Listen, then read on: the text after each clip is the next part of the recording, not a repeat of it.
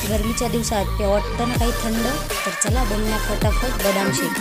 तर बदाम शेक बनवण्यासाठी मी इथे कस्टर्ड पावडर घेतला आहे, व्हॅनिला फ्लेवरचं आहे। त्याच्यामध्ये थोडं पाणी ॲड केलं आणि दुधाला उकळी आल्यानंतर मी त्याच्यामध्ये टाकलं आणि छान असा एकजीव करून घेतला। त्यानंतर मी ते एक उकळी येऊ दिली आणि छान उकळीपर्यंत शिजूस तर मी त्याला एकजीव करून घेतलं। ए चिकू, मी आज बदाम शेक बनवायले। हे थंड झाल्याच्या नंतर याच्यामध्ये आईस्क्रीम घालायची।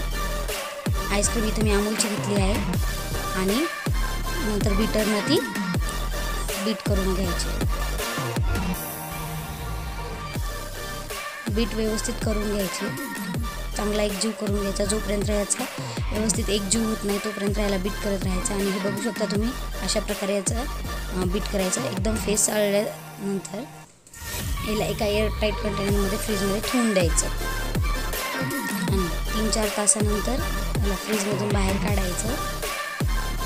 तुम्ही बघू शकता आपला बदाम शेक रेडी आहे। एका ग्लासमध्ये ओतून घ्यायचं आणि वरून याच्यामध्ये बदाम टाकायचं। आता मी याला एकच बोलन, so beautiful, so elegant, just looking आणि हा लाईक बदाम अ शेक वाव। आपण आपल्या चिकूला प्यायला देऊ।